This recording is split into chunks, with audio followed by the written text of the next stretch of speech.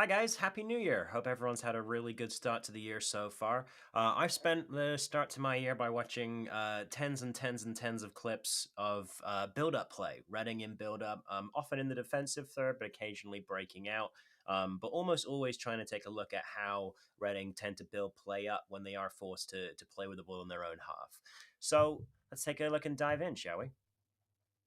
So, first thing I want to talk about today is kind of sequence style. We got this great graph from the analyst.com. This is an Opta analyst thing. You can find this online, and they're doing really, really great stats for League One. One of the only guys really doing proper advanced stats and all those kinds of things for League One. So, really advise checking them out for sure. So, what you can see here is a graph kind of showing how many passes per sequence a team uses and how fast they are at getting the ball down the field. And Reading, relatively middle of the road for this. You know, our speed is a little bit higher than the league average, and our number of passes per sequence is a little lower. But with a team with players like Aziz, like Makairu, like Nibs, who are fast and can get forward well, on the ball, I think that you might expect to see this. What was surprising to me is how versatile this was. I expected us to be even more direct than this. So, yeah, certainly something interesting. It speaks to a team that is comfortable keeping the ball, but when they do want to attack, they want to do it quickly. They want to move that ball forward as fast as possible.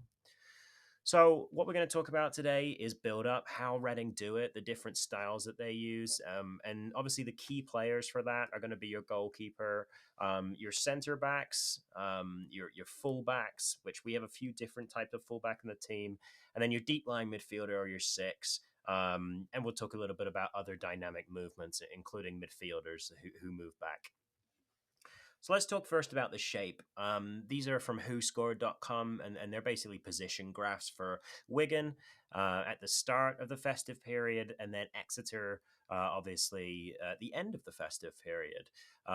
In these particular games, you can see that it tends to be either three or four defenders at the back, and that depends on the fullback personnel. So Mola, Yidom, players like this, they do tend to stay a little bit further back at the moment. Yidom's a little bit of adaptable in that regard.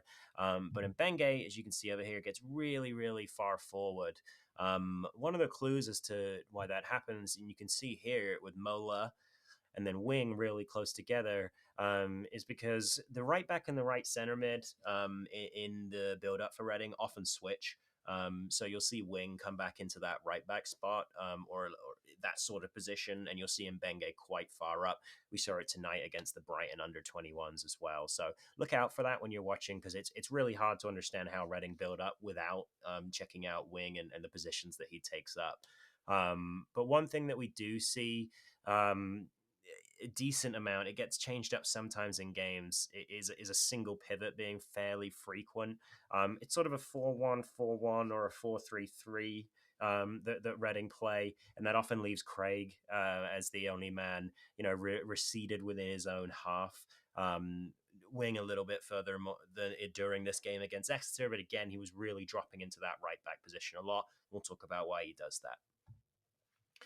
So, there's a few different build-up types that I've identified that Reading try. I've watched a little under 100 clips, basically, from the festive period to kind of analyze how Reading build up. And it's going to be one of three things. There's going to be looking for the ball through the middle, where they're trying to overload the oncoming press and try and get one of their midfielders, often Wing or Nibs, free to face the opposition goal and start attacks. This is something Reading, we'll talk about, aren't amazing at, and they could definitely improve at. It's something that you'll see them often try and do, but then move on to something else. Something else like turning the corner out wide. So kind of having a fullback that's providing width and then tucking inside on a second pass. We see this a lot. And then lastly, something that I wasn't sure whether this was something I would see after Paul Ince left, but there's still a decent reliance on balls over the top. Obviously, this dictates the length of play, the style of build up, and Wing dropping deeper is kind of how Reading do well at this. Button, as we talked about on the podcast, his low long pass accuracy does make this a little bit shaky for Reading at times, but there are ways in which we're actually pretty effective at winning the ball over the top. And then lastly, we have a player, you may have heard of him, called Nelson Abbey, who's pretty good. And by himself, he becomes a build up type. He is often able to carry the ball out of defense with his speed. So this is really a big asset to Reading in build up, gives us something a little bit dynamic. So, in terms of usage, having watched 30 build-ups from their own third during the festive period, so this is from games against Exeter, Peterborough, Cheltenham, and what's the other one? Wigan. Reading tried 15 balls over the top, 50%. 10 low balls wide, so 33%, a third, then 5 balls through the middle for 17%. And in terms of the success rate, it's kind of variable. Going out to the wide, that success rate falls down to just 40%. But for low passes through the middle, for balls over the top, that success rate is around 60%. And getting even better with the balls over the top, which again we'll talk about it. But I want to stress that success and Lewis Wing on the ball and build up are often somewhat linked, and that really relates to the balls over the top.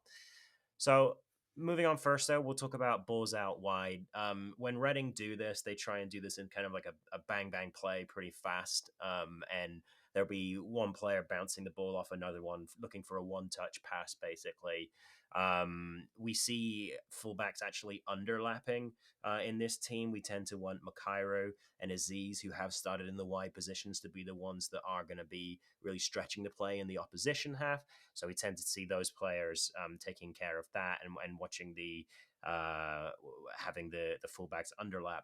Against Exeter, we saw this from Mola during the opening goal for Harvey Nibbs, and then we also saw it from Dorset, who was a big part of Aziz's goal. I think assisted that goal. So looking forward at this, what we can kind of see here is some screen grabs, which you know I love. Reading here are trying to look for the corner out wide to the right. Mola's trying to turn this corner, but there's another extra player just over here. His only passing option here is Aziz, and so this area is covered pretty well. So he moves the ball back on into Michael Craig, who starts trying to move the ball to the left, but is closed down by these two Exeter players. Ends up going back again to the right, can't make it happen. Takes a decent turn on the ball, but with the center blocked here, not being able to go through there, tries to play it out wide again. It's just not coming though. So once that ball comes back inside, comes from Mola over to Bindon and then to Abbey, it's cycled across really quickly by Bindon and they go looking in the opposite direction. So then Abbey is able to play a very quick ball through here to Makairu. And then this is really, really typical for how Reading want to play out from wide position. So you'll basically see one pass come in and then very quickly rebounded inside. During the Exeter game early on, we actually saw Nibbs having a chat to Vickers to tell him to do this because Vickers was holding onto the ball for a little bit too long when they did try and go out wide. So you can see Nibbs has run onto this one here. And then Makairu is able to just dot that around to him. And on that run, Nibbs gets all the way to here before he's put into a position where he has to shoot. So this is an example of Reading trying to go out wide one way, twice, not quite getting it, but then by cycling it across quickly and making a really good pass actually from Abbey and using this little routine that we use a lot. I'll go back to it here, whereby the ball comes in, bashes straight to this guy, or bashes straight back to the oncoming player. It's kind of a third man run.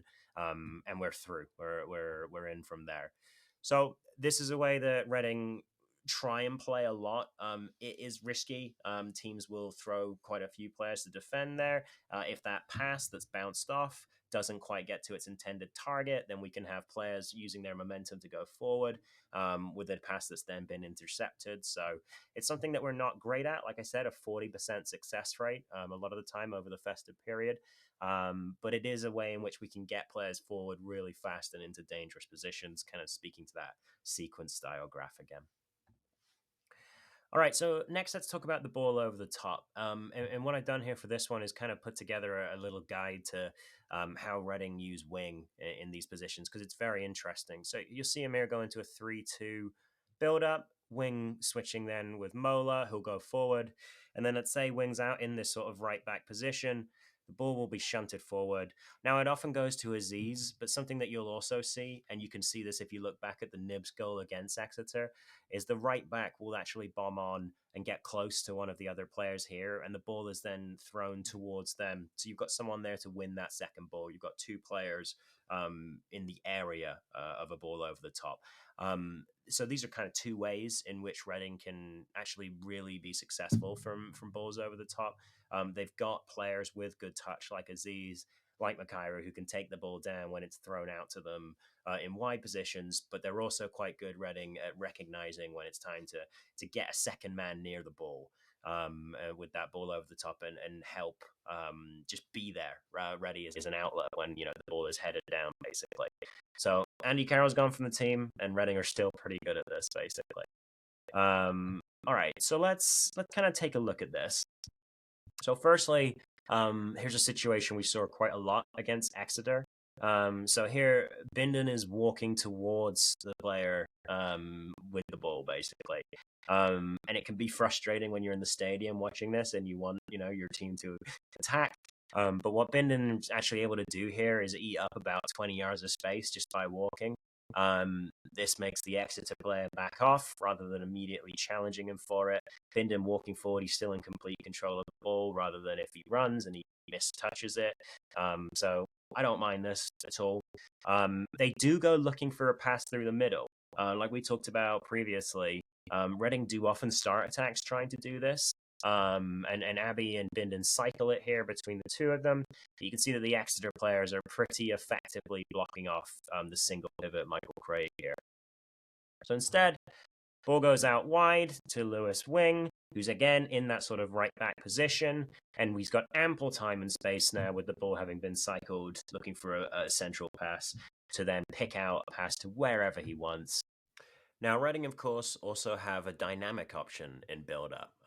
We have Nelson Abbey, who, with his legs, is actually the most proficient dribbler in the team currently, completes the most carries of anybody per game on average. Obviously, he's doing that from a deeper position, but still really goes to show his worth to the team. So let's take a look at how he does that in a situation in which he's done that for Reading. So here, what we're about to see is a really bad situation for Abbey. Button is playing a pass to him here, which isn't particularly helpful. He's going to have Holmes blocked off by this particular Wigan defender. And Craig here, he's ahead of his defender, but this is still going to be a really tricky assignment to turn and actually make a play without having to just boot it away. But Abbey here receives the ball. He's aware of the defender arriving. He's also probably aware of the fact that the presser wants to sort of cut this pass off between Abbey and Button back. So what you want to do is follow that ball on a string if you're the attacker to make sure that the behind pass is cut off. But Abbey uses that to his advantage here, drops his shoulder a little bit to the right and ends up going left with as much pace as he can. And you can see him here. He manages to get away. And while that Wigan player is having to cut a very tight corner, Abbey is able to use his pace, which we all know is pretty impressive from his defending, to get away and beat that defender around the corner.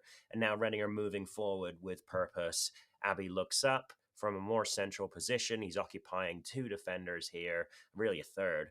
And he manages to get Wing facing forward in the middle of the pitch, where he can be more creative, where he can, be more threatening to the opposition in transition. So this is just a really good example of how Abbey can take a bad situation and with his athleticism and his quality, turn it into a really good situation for Reading here with Wing on the ball in the middle of the field. And speaking of Wing on the ball in the middle of the field, let's talk about trying to put the ball through the middle. This, as we talked about at the start, is actually the type of build-up that Reading end up using the least. Obviously, the middle of the field is going to be more defended by most teams, but not being able to attack it effectively kind of limits our ability to get Wing and our more creative midfielders on the ball. You see Nibs drift out wide quite a bit to go and get the ball rather than going straight through the middle. So yeah, in 30 instances, we succeeded on this just thrice during the festive period, basically. It's something that we start trying to do quite a lot at the beginning of attacks, but often don't actually manage to pull it off, basically. Whether we have Savage or Craig in does impact this option. Now, Craig has better defensive stats than Savage, but if we're talking purely about build up, Savage's range of passing and a little bit of what I would almost call bravery, for lack of a more technical term, kind of gives him a bit more ability to squeeze the ball into tricky spaces and make some really nice passes through the middle. Tyler Binden is also worth mentioning. He's definitely Reading's most effective center back at pushing the ball through the middle along the ground. But we do have issues with this. And some of them come because we're often left with a markable single pivot.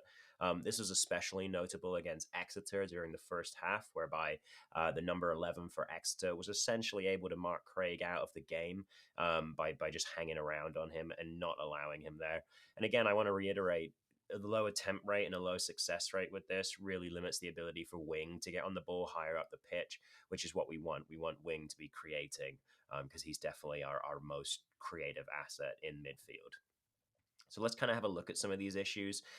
Here you can see the markable single pivot. So this one defender here, while Pindon and Abbey are kind of cycling back and forth, he's able to cover quite a lot of ground here and stop the ball getting to Craig with the help of, like I was saying, the number 11, Scott for Exeter during this game.